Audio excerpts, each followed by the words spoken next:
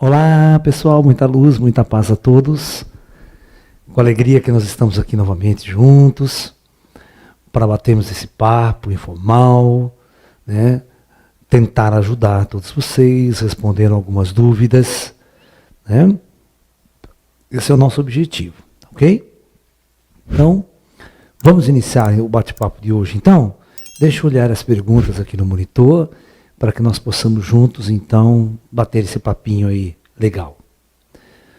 Professor, quando um bebê nasce, a partir de quando o espírito dele começa a escrever seu karma? É uma pergunta interessante, né? Vamos entender a nossa chamada fases de manifestação da consciência. A cada 7 anos de vida do indivíduo, o indivíduo atinge um grau de formação de certas estruturas, até cerebral, né? Até hormônica, né? Dos hormônios e tudo mais, né? Então vamos entender o seguinte, existem 2 questões importantes, né? 2 questões importantes existem. A arte dos nossos garotos aqui. Não vai derrubar as coisas aí, menino? Vem aqui no colo, vem cá, papai. Senão você vai derrubar tudo aí. Vamos supor, o resgate kármico, viver experiências kármicas, já começa desde muito cedo, né? Quando a criança nasce, ela tem todas as intempéries, né? Tem todas as situações. Tem criança que nasce com defeitos congênitos no coração, de bebê de 1 mês, já vai para cirurgia de coração, né? Passa por traumas, passa por muitas situações difíceis de doenças e tudo mais. Tudo isso já faz parte de um processo da reencarnação, já faz parte do processo de um resgate kármico. À medida que a pessoa vai amadurecendo, que ela vai crescendo, e a sua consciência vai se manifestando de forma mais intensa, ela vai ter escolhas, certo? Ela vai saber o que ela está fazendo, né? Por que a gente, né, até na própria lei nossa dos seres humanos, existe a maioridade, né? Maioridade é porque, consideravelmente, pessoas com menor idade não teriam uma capacidade, vamos assim dizer, de discernimento naquilo que a gente fala entre o certo e o errado, tá? Então, por isso, né, elas são até, né, absolvidas de certos atos quando cometidos com uma minoridade, né? E, na nossa lei, 18 anos seria o tempo para que o indivíduo então tivesse a maioridade até penal e, a partir daí, tivesse consciência profunda dos seus atos e da maldade que esses atos poderiam estar causando às outras pessoas. Então aí você poderia estar criando, gerando o seu karma de forma mais consciente, né? Ok? Então é preciso que a gente entenda esse aspecto. Mas o resgate começa desde criança, desde muito cedo, né? E quando nós vamos crescendo e agindo na sociedade, atuando na sociedade, nós temos que ter um certo padrão de consciência para discernir muito bem a natureza de nossos atos. Ok? Então é isso. Professor, por que Allan Kardec não fez nenhuma referência à cultura oriental e adotou o cristianismo como base da sua doutrina? Bom, nós temos que entender 2 aspectos fundamentais na questão de Allan Kardec. Allan Kardec vivia na França, certo? Século XIX, 1850, aquela pouco que o trabalho dele foi desenvolvido. A França era um país eminentemente cristão, tá? Eminentemente cristão. E para que o cristianismo, a própria igreja e a própria cultura da época aceitasse aquela manifestação, né, espiritual, já era extremamente difícil, muito difícil, tá? Agora, você incorporar neste projeto, que eu digo que era um projeto dos próprios espíritos, né, trazer ideologias, né, trazer discussões ali, além da capacidade esotérica e espiritual daquelas pessoas que estavam, o espiritismo ia de mal a pior, né? Mesmo com todas essas restrições, né? Com essas restrições, o espiritismo na Europa praticamente não existe. Ele veio praticamente florescer aqui no Brasil, né? Veja, que nós tivemos que pegar toda uma equipe de brasileiros, ir na França e fazer um filme sobre Allan Kardec, né? Que os franceses não sabem nem quem que é o cara, né? Quem que é essa pessoa, né? Você está me entendendo? Então, é muito importante que a gente entenda as condições da época, né? E o Espiritismo, né, ele começou como uma base científica, de um estudo científico da relação humana com os espíritos, né? Mas para ele ser aceito mais profundamente pela cultura da civilização, ele se tornou praticamente uma prática religiosa. Tá? Então ele se tornou uma religião, né? O Espiritismo se tornou uma religião, né? Então, na verdade, é claro que o correto seria que o Espiritismo fosse 100% ecumênico, né? Onde ele pudesse abranger todas as culturas, todos os conhecimentos humanos. Por exemplo, eu nas minhas práticas espirituais, nas minhas práticas espíritas, eu tenho um leque extremamente aberto, né, para receber espíritos indianos, receber espíritos chineses, receber espíritos cristãos e dialogar com eles, e espíritos extraterrestres.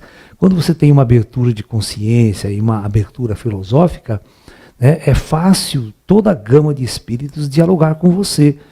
Mas se você é um fanático religioso e tem uma visão extremamente bloqueada e fechada dentro de uma visão, aí no Espiritismo você está lascado, né? Porque você vai ter uma visão muito restrita de tudo, né? E você não vai poder crescer, você não vai poder evoluir nesse caminho. Tá? Professor, é preciso ser iluminado para acessarmos nossos registros acásticos? Ou podemos fazê-lo com o uso de alguma técnica como as que fazemos para realizar uma projeção astral? Olha, o registro acástico é uma coisa muito sofisticada, tá? Não é uma coisa tão simples quanto vocês pensam, né? Vai depender de um conselho, do seu conselho kármico. Todos nós temos um conselho kármico, tá? Cada ser humano, antes de reencarnar aqui na Terra, né, nós passamos por uma programação de reencarnação muito longa, de longa duração, são anos e anos de preparação para a reencarnação, e todo um processo, toda uma equipe de trabalho é montada, né? Fecha a porta para mim. É montada para que haja, né, uma preparação para que você reencarne no lugar certo, na família certa, na posição certa, para que todo esse karma, toda a sua experiência seja levada em consideração. Tá? Então, o que acontece? É necessário que o seu conselho kármico analise, de fato, qual é o seu momento espiritual aqui na Terra, né? Será que realmente está no momento certo de você acessar certas informações cósmicas superiores? Ou elas poderiam atrapalhar muito mais do que ajudar o seu processo evolutivo? Né? Conhecimento é uma faca de dois gumes. Né? Então, principalmente esse conhecimento de nossas vidas passadas. Tem vidas passadas que nós sofremos muito, né? E nós carregamos um peso emocional muito grande. O esquecimento, às vezes, é uma dádiva divina para que a gente não sofra com todos os processos que se aconteceu em vidas passadas, né? E esquecê-la é uma dádiva. Voltar a reviver esses planos pode trazer muito sofrimento ao ser humano aqui, e não é o momento para isso. Tá? É possível que alguém que faça projeção astral possa ajudar outra pessoa que esteja inconsciente no desdobramento e a acordar durante o desdobramento? É até possível, mas é difícil.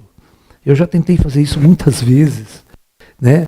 Com pessoas amigas que me pedem, Laércio, me leva junto com você, me faz isso, faz aquilo durante a noite.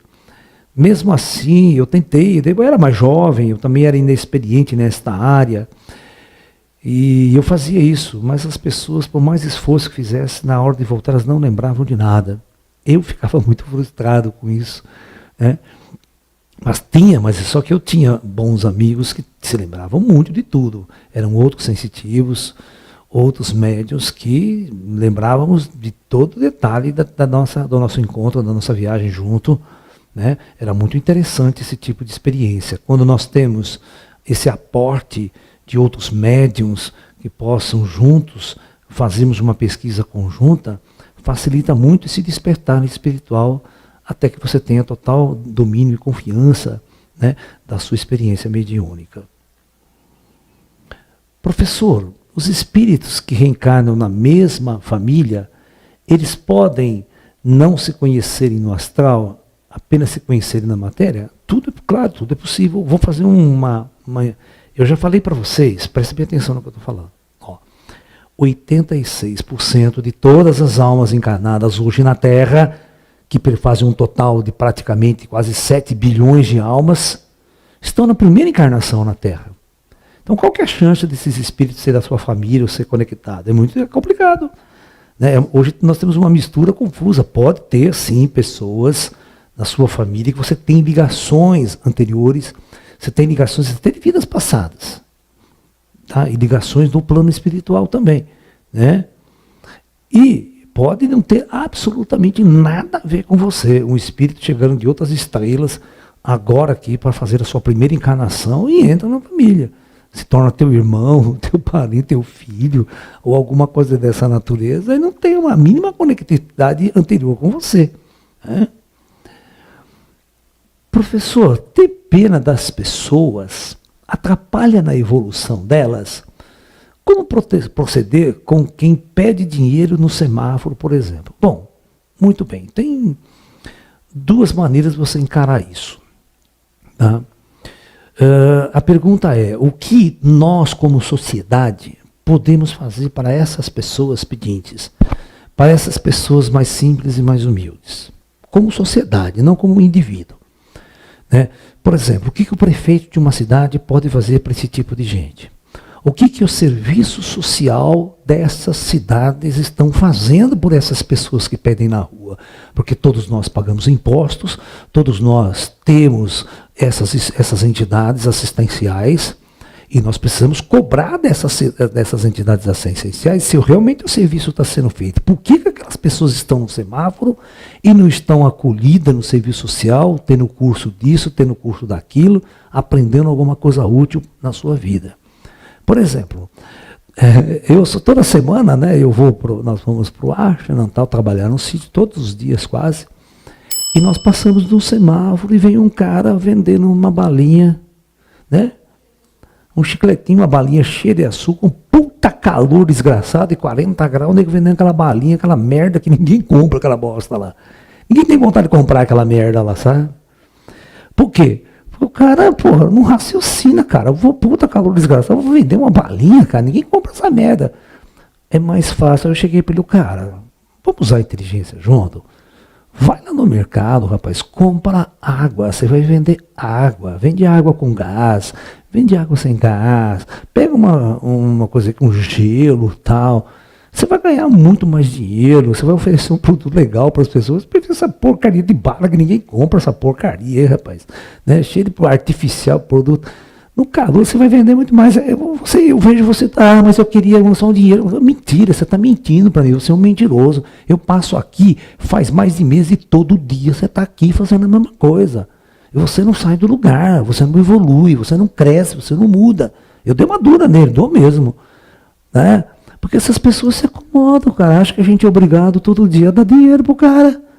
Sabe? Pra gente ficar com dó dele. Não. Esses caras precisam aprender a se ralar bastante para sair do buraco. Para ter forças e vontade para fazer mudanças, para crescer, né? Fome ninguém passa, não. Porque aqui na minha cidade tem um restaurante da prefeitura. Você tá me entendendo? É R$1 o restaurante. Todo mundo vai almoçar, um monte de gente vai almoçar. Esse negócio de passar fome, que tá, eu tô com fome. Isso é uma mentira deslavada. Porque esses pedintes de rua, né, eles têm um costume de fazer isso. Porque às vezes, cara, você dá R$1 para ele, você somar no fim do dia, o cara ganhou 50 conto. Pô, ninguém trabalhando, cara, você não ganha 50 conto por dia. Tem gente no salário do cara, não dá 50 conto por dia. Faz as contas, quem ganha salário mínimo por mês, quanto que ele ganha por dia? Você está me entendendo?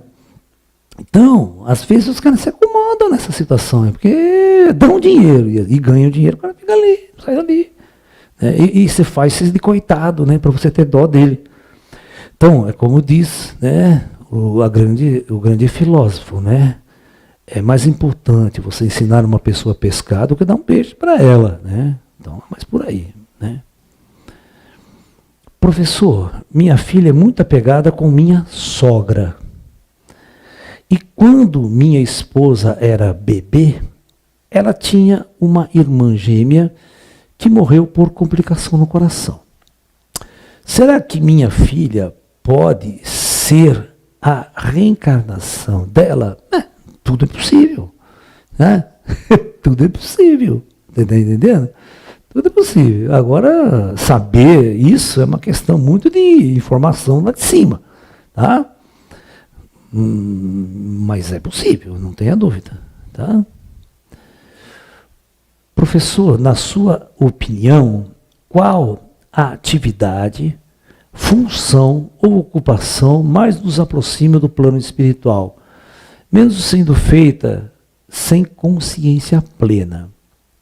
É complicado falar isso, é complicado eu ficar expondo para você o que é melhor para a sua espiritualidade. As coisas têm que vir de dentro de você, do seu coração. O que você está fazendo na vida? Né? Eu vi uma propaganda agora, um folderzinho na internet, que eu achei extremamente engraçado. Né? Extremamente engraçado. O cara estava no carro, certo? Um puta trânsito desgraçado. Ele falou assim, puta, eu odeio essa merda de trânsito, né? Mas eu preciso ir para o trabalho, eu preciso trabalhar, né? Ele com o carro. Aí no outro contradia ele está na frente do computador, ele fala, eu odeio esse meu trabalho, né? Mas eu preciso pagar meu carro. Eu preciso pagar a prestação do meu carro. Você está entendendo? Ele faz uma coisa para odiar a outra. Eu tenho trabalho. Pô, muda, né? Eu acho que quando você está numa situação dessa, você chega à conclusão que esse não é o seu processo, você não está fazendo aquilo com amor, você não está vivendo aquilo intensamente, faça mudanças na sua vida. Procure se conectar com alguma atividade que, primeiro, lhe dá prazer. Segundo, que realmente há energia, há condições e há espaço para você fazer um trabalho espiritual com você. Haja tempo para você poder ajudar as pessoas, fazer as coisas. Tem muita coisa legal que a gente pode fazer, né? Que juntamente com o nosso crescimento espiritual está o trabalho de servir as pessoas, está o trabalho de auxiliar os nossos amigos, nossos irmãos. Por exemplo, o professor, né? Numa sociedade como a nossa, o professor é altamente desvalorizado, né? O professor não tem a mínima importância mais hoje em dia, né? Mas, por exemplo, numa sociedade oriental, os professores são altamente valorizados pela sua posição, né? De ensinar, de formar as pessoas, de levar o conhecimento a elas, né? Eu sou um simples professor, né? Que na minha vida toda dei aulas, dou aulas até hoje, né? De vários assuntos. E é basicamente o que eu me sinto bem fazendo. Eu gosto muito de lecionar, né? Eu gosto muito de transmitir a nossa experiência para os mais jovens, para as outras pessoas. Principalmente nesse lado espiritual, neste campo espiritual, onde nós compartilhamos os nossos aprendizados com todos. Professor, o senhor disse em uma de suas palestras que os Atlantes construíram bases nos planetas do Sistema Solar. O rosto de Sidônia fotografado pela Vicky na década de 70 seria um vestígio atlante? Pode ser, eu não vou afirmar com categoria, né? Pode ser, né? Mas a maior parte das estruturas que se encontrarem, mas vai encontrar, eles vão encontrar. E se já encontraram, eles não revelaram ainda. A mesma coisa na Lua. Né? Hoje, né, às 20 e 30 horas, nós vamos iniciar um seminário na nossa maratona ufológica com o tema Bases Extraterrestres na Lua. Nós vamos estar discutindo os astronautas e toda essa questão que vem sendo descoberta. Tem fotos muito interessantes hoje em dia de objetos estranhos na Lua encontrados, né? E a própria declaração de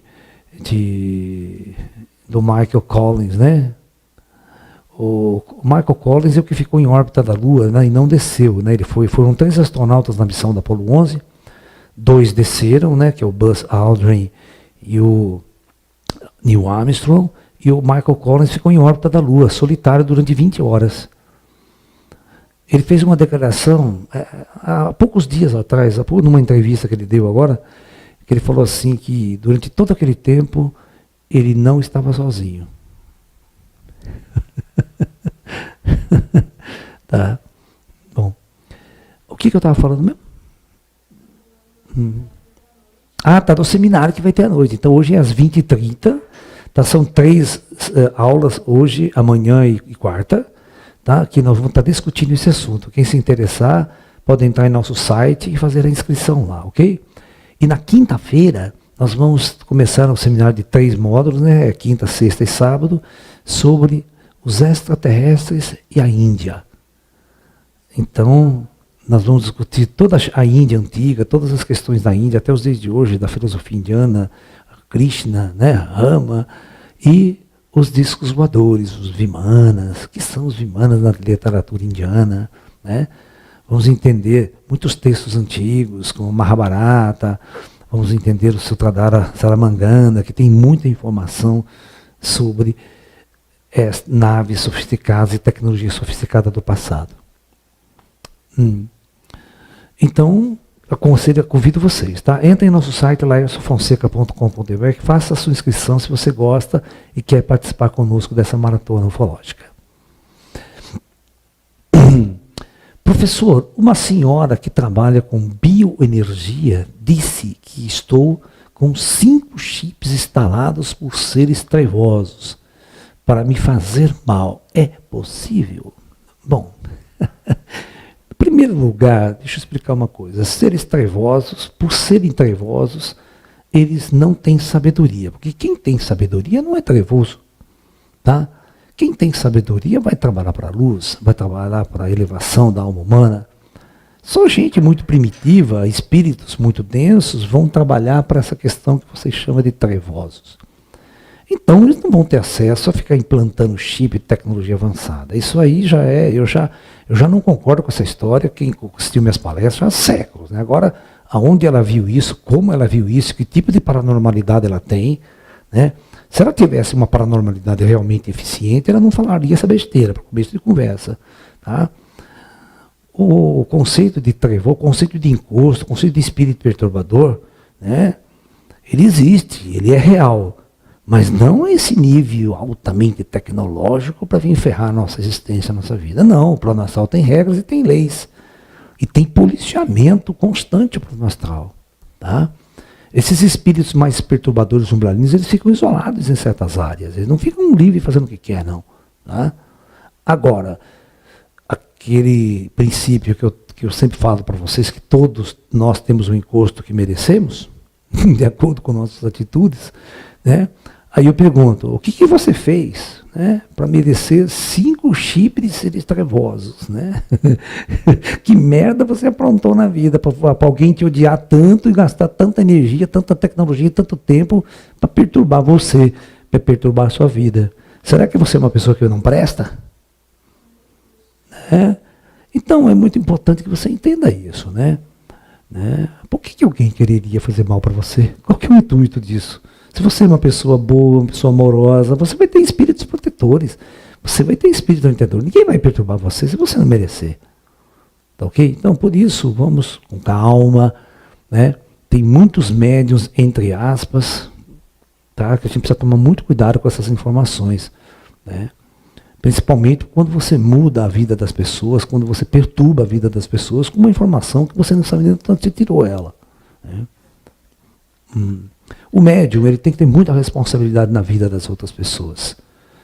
Ao invés de ajudar, ele pode atrapalhar pra caramba a vida de outras pessoas, principalmente se a mediunidade dele for extremamente vagabunda, né? Extremamente infantil e primitiva.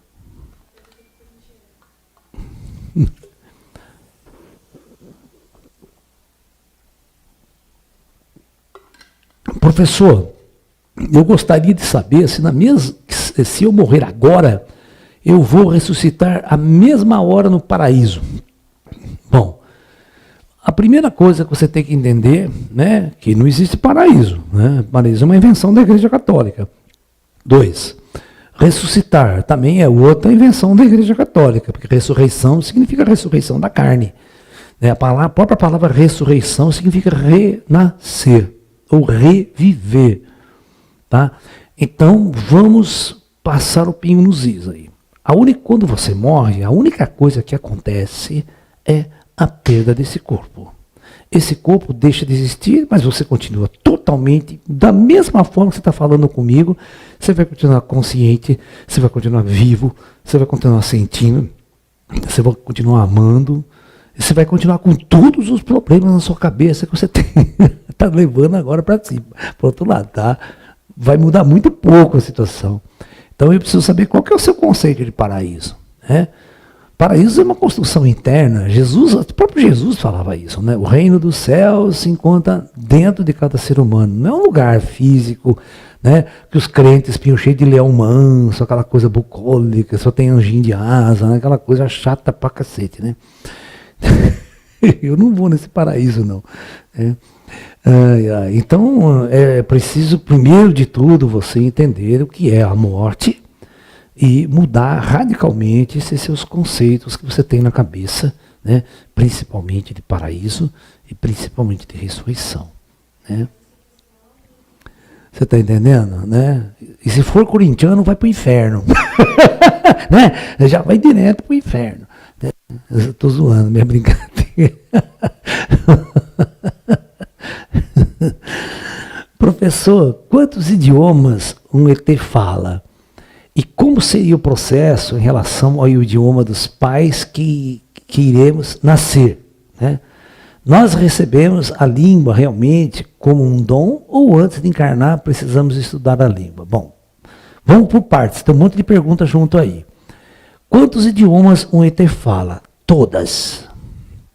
Todos os idiomas que for necessário, ele fala. Isso vai acontecer com nós rapidamente, também eu vou explicar como. Deixa a pergunta lá, Ju, que eu preciso pegar as outras partes. Então, os ETs falam todas as línguas porque eles usam uma tecnologia muito avançada de tradutor de coisa, e eles podem falar e também entender todas as línguas na Terra instantaneamente. Como seria o processo de relação de um idioma dos pais que iremos nascer? Bom, vamos supor que eu sou um espírito. Eu estou muito acostumado a viver na Europa. Eu vivi na França, morri, continuei falando francês, fiquei nas cidades espirituais francesas. Né? Ok? Aí, eu vou reencarnar no Brasil. Certo? Uhul, carnaval, samba. Então, o cara já, esse espírito, sabe o que ele faz? Se ele sabe que ele vai reencarnar no Brasil, ele já vem dar uns rolês para cá. Né? Já vem participar de roda de samba, de carnaval, vai virar encosto de brasileiro.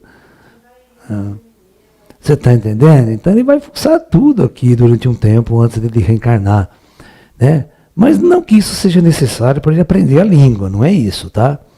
Aí quando ele nasce, né, a criança, o cérebro está bem vazio, o HD dele está bem vazio, né, nessa fase aqui. Ele vai recebendo todos esses estímulos, né, de nossa língua, dos pais, né, e a língua vai se incorporando de uma forma natural dentro desse processo. Tá? Não é preciso saber a língua antes, não. Tá? É a mesma coisa, se eu botar você em qualquer país desse planeta aqui, dá um ano você está falando a língua. Ainda mais, a gente é obrigado, né, por imersão, a gente é obrigado a aprender, né? Nós recebemos a língua realmente como um dom ou antes de encarnar precisamos estudar a língua? Bom, essa eu já respondi. As mortes por Covid já fazem parte do falado processo de separação do joio do trigo. Já adentramos no processo de transição sob intervenção do comando planetário? Bom, essa é uma pergunta bastante complexa, não é uma pergunta tão simples de responder, não, né? Todo ser humano, veja bem, toda alma, todo espírito que está já cumprindo o seu processo na Terra, ele vai ter que partir, tá? Não importa se ele vai partir com 70 anos, com 30 anos, 20 anos. Quantas pessoas não morrem de Covid, mas morrem num acidente de carro, morre criança, morre jovens, né? Então, o fato de como você vai morrer, né, é meio subjetivo nesse processo. Mas é óbvio que, por exemplo, hoje nós temos uma pandemia, né? Tem pessoas suscetíveis a essa pandemia e levam à morte, né? Mas isso tudo está dentro do registro kármico da pessoa. Ninguém parte antes do tempo, sabe? Não é a Covid que vai levar pessoas antes da sua hora, não. Se a sua hora não chegou, não está registrada a partida sua, você não vai ficar doente de Covid, pode ter certeza. O plano espiritual, né, cria alta proteção em você. É por isso que tanta gente, né, nem a ciência sabe, porque tanta gente tem uma resistência natural ao vírus, nem parece que pegou o vírus, né? E outras pessoas já ficam doentes que podem ser levadas à morte pelo caso. Então, o que diferencia essa estrutura de uma pessoa com relação à outra, né? Vamos lá. Deixa eu tomar uma aguinha aqui.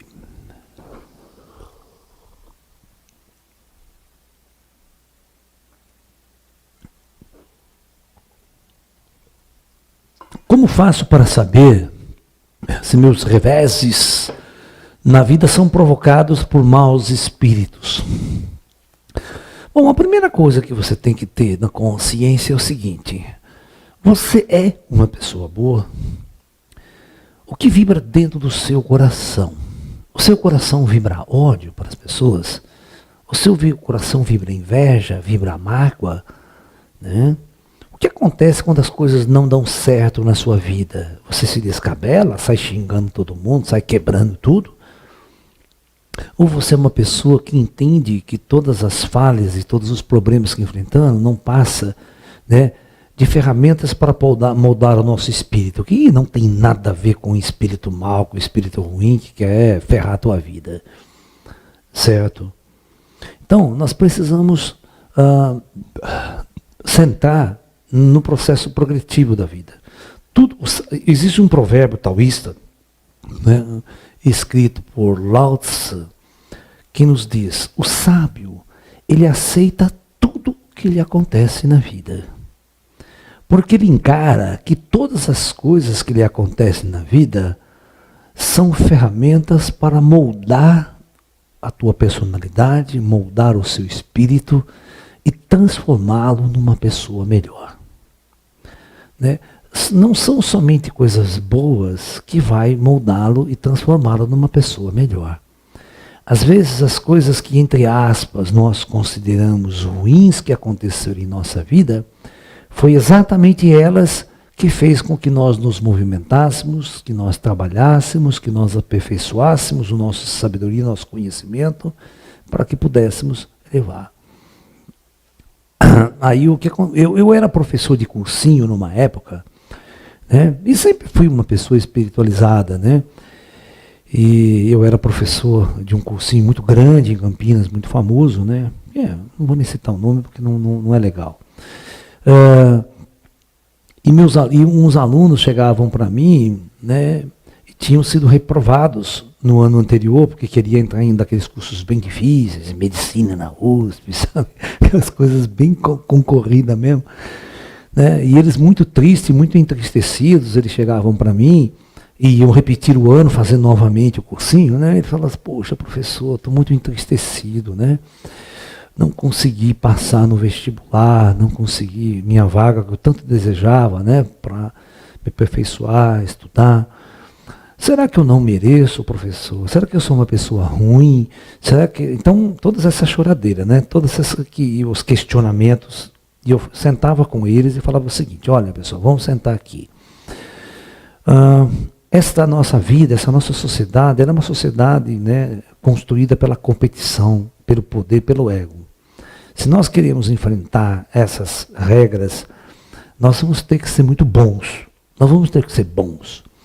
Se você não teve, por exemplo, um aparato suficientemente na sua nota para poder entrar nesta universidade que é o seu desejo, vamos estudar mais. Né? Eu estou aqui junto com vocês novamente esse ano, então nós vamos dar duro esse ano e nós vamos passar nesse vestibular.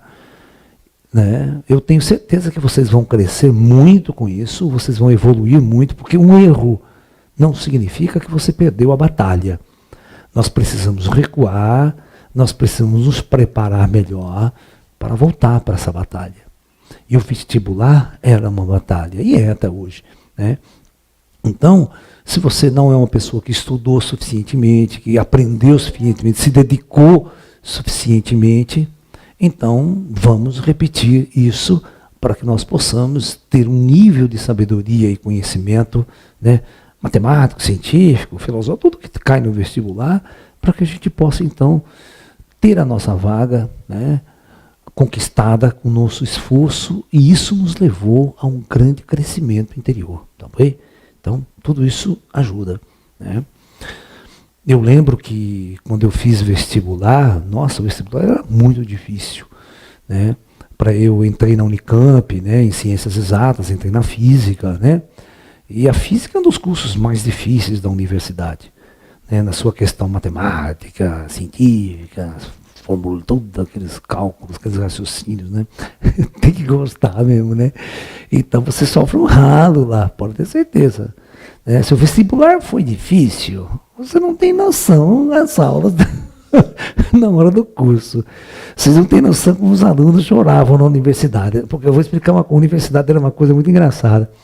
O cara sair de um colégio, sabe esses colégios de alto nível, o professor se mata para ensinar o aluno, senão ele é mandado embora. Se o professor for ruim, ele é mandado embora. Só que na universidade a coisa não funciona assim. 70% dos professores são ruim mesmo, não sabem dar aula, eles são apenas cientistas, mas não tem didática nenhuma, não sabem nada de dar aula. Esses alunos que estavam no colégio, acostumados a ter 9, 10, ficava toda chegava lá, primeira prova de cálculo que ninguém ia fazer, tomava 0. Você imagina um cara desse tomando 0 na prova de cálculo. Né? Era uma choradeira desgraçada. O cara começa a se jogar lá de cima do 3º andar da faculdade. Né? Aí eu dava risada. Falava, cara, agora você tem que se adaptar. Aqui o negócio é outro. Aqui, né? Você procurava o professor, não achava nunca mais ele, né? Para tirar suas dúvidas. Era assim, faculdade era um nível assim. Ele saía do colégio, o colégio estava no nível aqui. Ele ia para o Unicamp, o nível era lá em cima. Pô, o cara demorava 1 ano para se adaptar à universidade, àquele ritmo. E se você não estudasse, cara, já era. Tomava 0 na prova mesmo. Professor, qual a sua opinião sobre a vasectomia? Existe alguma consequência espiritual e ela influencia a energia sexual? Veja bem, eu vou responder as suas 2 perguntas. Eu sou um espiritualista e fiz vasectomia. Não tem problema nenhum. Essas são suas escolhas na vida, né? Isso é até, por exemplo, quando você castra um cachorro, porque você não quer ver aquele monte de cachorro sofrendo, sendo abandonado para a rua, o ser humano é a mesma coisa, né? Nós somos uma população de quase 8 bilhões no planeta, né? Se você, particularmente, faz uma escolha na sua vida e uma escolha sua, eu não quero ter filhos, ou já tive tanto e quero me limitar a ter filhos, é uma sábia atitude, tá? E isso não influencia energética, nem espiritualmente, nem um pouco, tá? Nem um pouco, tá? Professor, no seu livro Projeto Terra, fala que no final os ETs serão culpados dos acontecimentos no final do ciclo. Alguma hora a intervenção será feita? Não, volta essa pergunta, ele usou uma palavra aí meio errada. Eu não falei que os ETs serão culpados. Culpados de quê? Dos acontecimentos? Não, os ETs eles não são culpados. Né? Nós estamos no livre-arbítrio. A humanidade escolhe a cada momento o seu caminho. Se a humanidade escolher o caminho da guerra, o caminho da autodestruição, com o holocausto nuclear, o problema é dos homens. Embora todas as autoridades espirituais, todos tenham dado ultimato a essas pessoas, mostrando para elas aonde tudo isso levaria. Tá? Agora, depois, se a gente destruir tudo, quem é que vai consertar isso aqui? Isso não pode ser os ETs para consertar, porque nós não vamos consertar. Né? Então, só uma inteligência superior, só uma estrutura que está por trás de toda essa espiritualidade, dessa dimensão nossa, pode preparar o planeta para uma nova fase. Né? Professor, quando uma pessoa que está encarnada pela primeira vez aqui na Terra, morre, ela volta para a dimensão que estava em outros orbes ou fica no plano espiritual? Não, ela fica aqui na Terra, né? Ela fica aqui na Terra. Tudo vai depender de qual projeto que ela fez, que projeto que ela fez, né? Vamos supor, ela escolheu viver uma encarnação só na Terra. Esse projeto foi aceito? Se esse projeto foi aceito, dela viver uma encarnação, após a morte ela pode retornar para outros pontos, né? Outros projetos onde ela estava fixado. Né? Deixa eu contar uma fofoca para vocês. Isso é fofoca, tá? Eu não vou falar o nome, eu não posso falar o nome, porque são pessoas muito conhecidas no projeto Terra, na espiritualidade da Terra. Existem pessoas que fizeram o seguinte, presta atenção. Elas estavam num processo reencarnatório na Terra já há 2000 anos atrás. Na primeira encarnação, depois plano astral, depois segunda encarnação, depois plano astral. Nesse plano astral, as pessoas passam 50, 60, 100 anos, às vezes entre um intervalo de encarnação, para depois reencarnar. Então as pessoas também estão vivendo numa sociedade fora da matéria, estão aprendendo, estão evoluindo também. Tá? E essas pessoas vêm. Chega um momento, algumas pessoas, não é todo mundo, mas isso acontece. Essa pessoa morre e vai para o astral. Aí ela passa uns 10, 20 anos no astral e, por questão, ela resolve ir para um outro projeto planetário na galáxia. Ok? E às vezes esse planeta está, como nós aqui, está na era da luz quase, está quase chegando numa fase científica, numa fase tecnológica, e essa pessoa pleiteia uma encarnação nesse planeta. Então ela vai, pleiteia uma encarnação, vive aí uns 50, 60 anos nesse planeta, morre nesse planeta, vai para o astral daquele planeta e retorna à Terra para continuar a sua processo aqui na Terra. Que foi, né? E às vezes a Terra estava na Idade Média. Então esses caras foram, experimentaram um mundo avançado, voltaram para a Terra e retornaram a encarnar num mundo, vamos por assim dizer, com a sociedade primitiva ainda. Né? Mas essas pessoas, elas traziam muita contribuição científica, tecnológica, filosófica para esse planeta, para essa humanidade, devido ao conhecimento que ela praticamente foi buscar em outros mundos. Tá? Professor, o Espiritismo fala que na encarnação programamos, né, às vezes, com quem casaremos, quantos filhos vamos ter, quem serão esses espíritos. Existe um certo destino quando conhecemos uma pessoa? Claro que não. Claro que não. Se você fica preso a essas ideias assim, você vai ficar arrastando karma por causa da vida. Né? Em custo, né? Em custo vivo.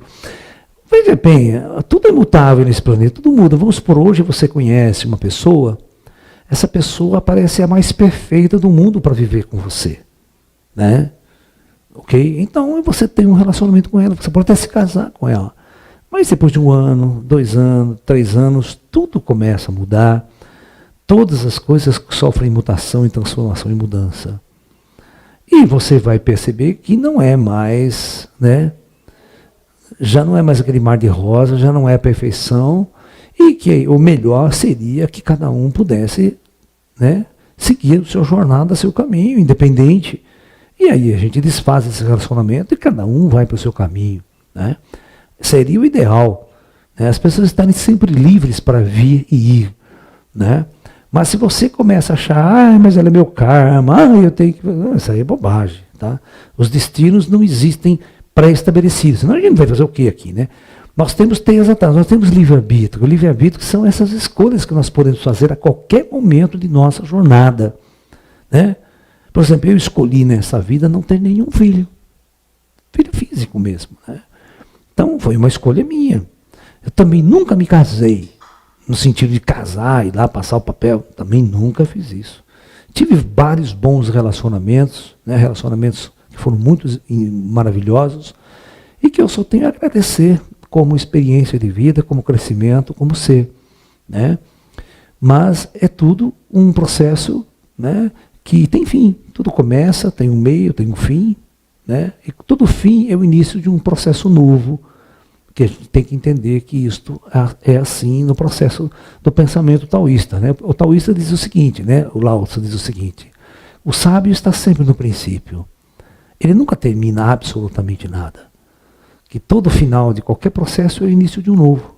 Então ele está sempre em movimento, sempre em contínuo transformação, sempre renovando-se a cada passo que a gente dá nesse mundo. Existe, professor, alguma relação da matéria escura com a tecnologia que os ETs usam em suas viagens? Bom, a primeira coisa, deixa eu te explicar uma coisa, meu amigo. Ninguém aqui na Terra, nenhum cientista aqui na Terra sabe o que é matéria escura. Tá? Não sabe. Tá? Vamos supor que matéria escura é uma coisa que eu estou debatendo, que eu estou defendendo, até dentro da física, como cientista, está no meu livro aí, Física Quântica e Espiritualidade. Por que a matéria escura não poderia ser a matéria dos planos espirituais, hein? Matéria do corpo astral, matéria do espírito, matéria do plano astral em si, de toda a sociedade, todos os prédios, toda a matéria que existe no astral. E que ninguém descobriu até hoje. Os físicos, os astrônomos, os astrofísicos nem sabem que uma cidade astral existe na nossa cabeça. Certo? Então, essa matéria tem que ser contada, né? Porque é uma parte real do universo. Né? Um dia os físicos vão descobrir que essa é a matéria escura que estava faltando. E pode fazer a conta. Pode fazer a conta. O espaço interestelar é tão grande que esse fluido de matéria plasmada, de matéria sutil, mesmo que ele seja tão pequeno, mas tão pequeno, quando se soma em número de átomos, vai dar a massa que está faltando no universo, que ela é muito maior do que a massa densa. Tá? Professor, agora, como os ETs usam isso aí, os ETs sabem de tudo isso daí, os ETs entendem o plano astral, o plano espiritual, o corpo astral, tudo isso aí é uma tecnologia feita nessas dimensões com matéria escura. Tá? Professor, vozes de espíritos e até mesmo os espíritos podem ser capturados por câmeras. Existem muitos vídeos desse tipo na internet. O lance é o seguinte, há muito tempo atrás, tem um pessoal, né, batalhando num processo chamado transcomunicação. Na tentativa de fazer uma comunicação, às vezes via áudio, às vezes capturando fotos, imagens, vídeos de entidades espirituais. Mas veja bem, o que eu tenho visto? Que não, a tecnologia é nossa. O cara, por exemplo, abre uma câmera e deixa a câmera 24 horas ligada, gravando. Né? Se passar um espírito denso ali na frente, o espírito vai ter que repetir luz, porque a nossa tecnologia só funciona com luz. Se não tiver luz, não captura nada. E a gente sabe que os espíritos, né, eles são seres que não refletem luz nenhuma, né? Eles não são invisíveis. Né? Então a câmera não pode capturar um espírito, a não ser que o espírito queira. Se ele semidensar ou fazer alguma coisa que reflete uma quantidade de luz, a câmera vai filmar. A mesma coisa o áudio, né? A mesma coisa o áudio. O áudio são impulsos eletromagnéticos, elétricos, que movimentam certos transistores, que movimentam certos fluxos de corrente eletromagnéticas e vai impregnar um som, tá? Entendeu? Então o espírito tem que querer fazer isso, porque só da voz do espírito não impregna essas coisas. Nossos sensores não são projetados para isso, tá?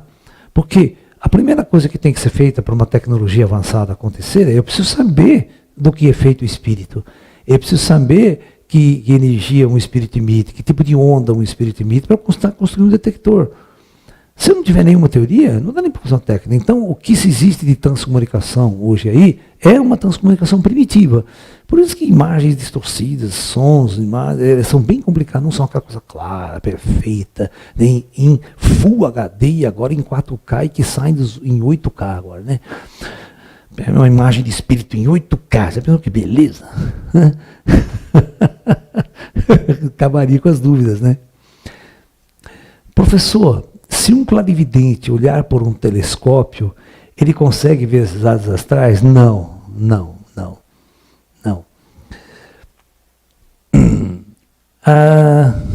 Eu sei disso, porque eu já fiz isso. Tá? As cidades astrais, elas estão muito longe, mesmo para um vidente. Tá? Por exemplo, 500 km de altura, mesmo se você tivesse um olho, você não vê sabe? Ele está muito longe, você vê uma pequena mancha, sabe? Isso vai confundir com nuvem, com qualquer coisa que, né, não vai saber o que é. Tenta ficar 500 quilômetros longe da cidade de São Paulo e dar uma olhada para você ver. Você vê só uma manchinha ali, que você não sabe nem o que é. Professor, tenho sonhos constantes, onde neles estou fazendo desobsessão, O que pode ser? Bom, é complicado dizer para você o resultado, porque a primeira coisa, eu não gosto de ficar interpretando sonhos, né? Eu não faço esse tipo de trabalho. Né? O Freud é que gostava de fazer isso, né? O Freud queria uma terapia, né, baseada nos sonhos da pessoa, porque eles achavam que os sonhos refletem muito e acumulam muito, né, a área inconsciente do indivíduo, que os traumas todos ficam esquecidos lá dentro, né? E o sonho pode revelar esses traumas primários, esses traumas de infância, primitivo e tudo mais, né? Então, se você sonha todos os dias, né, pode ser você pode estar trabalhando realmente e ajudando pessoas nesse processo. Ou pode ser, né, algo psicológico seu, né, um bloqueio que está dentro de você e que você sonha repetidamente com ele, né, que é um dos seus maiores medos. Nós sempre fixamos em nós os nossos maiores medos e lutamos constantemente contra os nossos maiores medos. Será que o teu medo não é de ser obsediado? Às vezes, tenho a sensação que o Brasil parou em sua evolução espiritual. Será que ainda somos o coração do mundo, pata do Evangelho? O que o senhor acha, professor? Olha, cara, sai lá fora, vai fazer uma viagem para a Europa, vai fazer uma viagem para o Japão, vai fazer uma viagem para outros países. Aí que você vai ver como a coisa é difícil, né? 99% das pessoas só pensam em dinheiro lá, só grana. Só dinheiro, só bens materiais, só ganhar, comprar carro, luxuoso, apartamento, certo? Lucros e lucros, né? Entendeu? As pessoas não pensam em espiritualidade lá fora. O Brasil, até hoje, tem muita espiritualidade. É que o Brasil é um país muito livre na espiritualidade, né? Então, o Brasil ainda tem muita coisa legal nesse campo espiritual e pode ter certeza, nós vamos exportar esse material para o mundo. O mundo inteiro vai vir atrás de nós aqui em busca desse conhecimento que lá não tem. Tá? Como podemos saber se receberemos um upgrade da onda Chan? Você não sabe. Você tem que fazer a sua parte. Faz a sua parte. Senta, trabalha, medita. Oi. Sim. Volta a pergunta. Como podemos saber se recebemos um upgrade da onda Chan? O lance é o seguinte, né? A nossa consciência, ela funciona assim.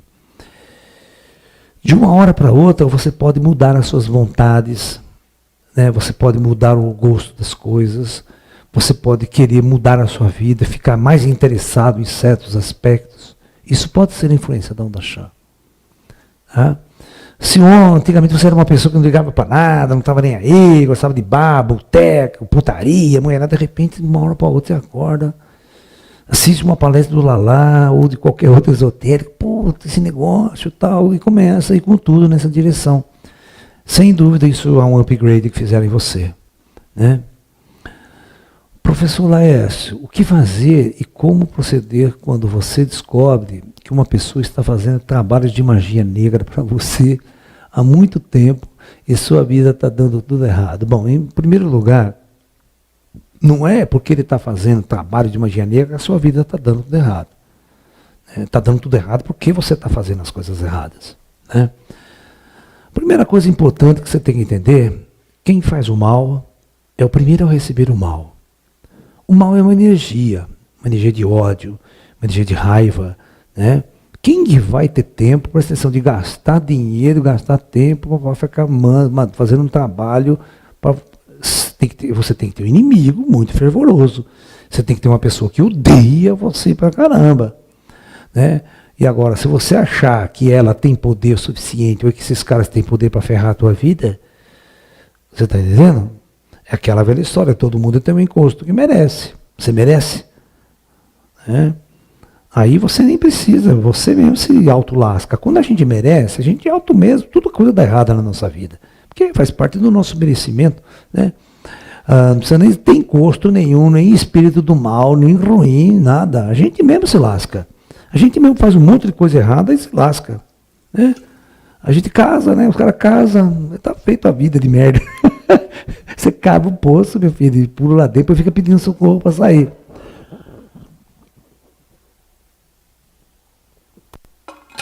né? Às vezes na vida, quando as coisas estão dando erradas, significa que você não pode andar por aquela estrada mais. Às vezes são ensinamentos do alto. Você tem uma porta, você tem um corredor, você entrou nela, começa a dar tudo errado, pô, sai, vamos para outra porta.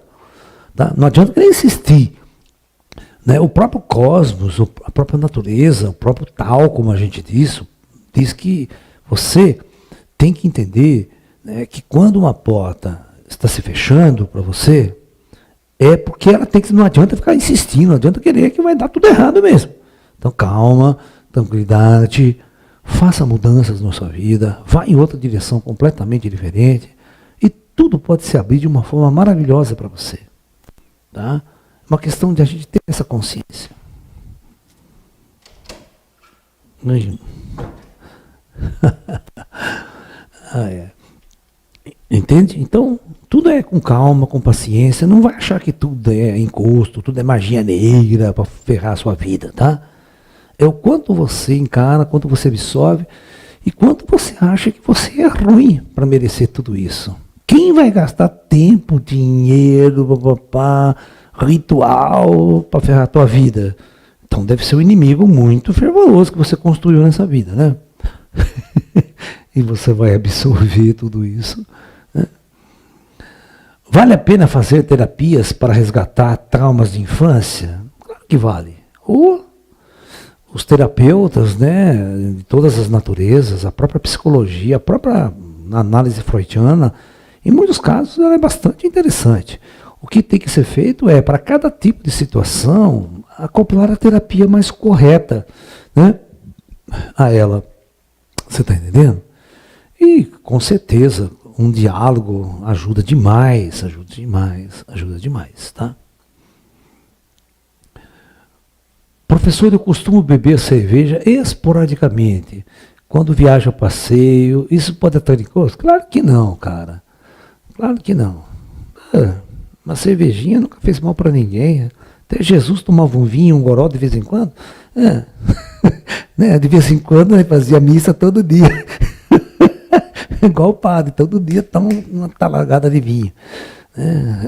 Imagine se ele faz umas 10 missas por dia, né?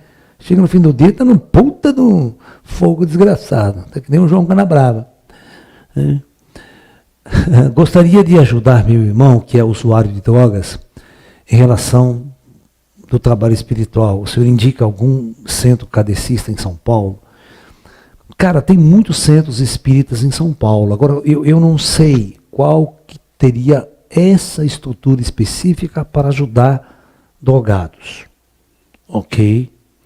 Então, eu não saberia te indicar. Eu prefiro que você faça uma pesquisa, né, e encontre um centro que se dedique, né, uma área específica do trabalho para auxiliar pessoas dependentes químicas. Professor, qual a sua opinião sobre o Spirit Box, uma máquina que nos permite falar com espíritos encarnados? Eu quero saber onde que tem essa máquina, né? Se existir essa máquina, nós vamos importar ela e vamos fazer de qualquer jeito, né? Seria um must, legal pra caramba. Seria a prova definitiva para a ciência que a vida após a morte existe, né? Uma tecnologia dessa não pode passar despercebida. Né? Eu nunca vi falar dessa máquina. Né? O que a gente tem conversado com você são essas tecnologias nossas aqui de uma transcomunicação. Mas não algo desenvolvido 100% eficaz de diálogo com o espírito. Bom, então é isso, pessoal. Né? Eu fiquei muito feliz de estar aqui com todos vocês. É um prazer muito grande para a gente estar conversando, dialogando, né? Dando alguns pequenos conselhos a todos vocês que às vezes estão iniciando nessa jornada espiritual. Né? O papel do professor é sempre aconselhar, é sempre dar exemplos, para que cada um de nós possamos encontrar o nosso equilíbrio, a nossa paz, nessa nossa jornada espiritual, né? Pela Terra. Ok? Então desejo a todos muita luz, muita paz. Procurem acessar o nosso site, procurem acessar lá, que nós temos muitos materiais, muitos cursos, muitos seminários, muitas palestras para que você possa assistir. Você vê o nosso canal, nós temos mais de 100 palestras gratuitas, que nós oferecemos a todos vocês de temas completamente variados para iniciar você, teu amigo, nessa jornada espiritual. E nós temos muito mais coisas em nosso site. Se você quer ajudar o nosso trabalho, né, fazendo doações, ou mesmo comprando esses cursos, usando esse material para o seu treinamento espiritual, para o seu crescimento, tá ok? Nós temos cursos de Tai Chi, cursos de projeção astral, muitos cursos voltados a essas áreas todas. Inclusive essa é a nossa maratona ufológica, quem gosta muito de ufologia e os extraterrestres, né? Convido vocês a estarem com a gente, né? Nessas noites às 20h30, todos os dias à noite nós estamos com esses seminários especiais sobre ufologia esotérica, tá ok?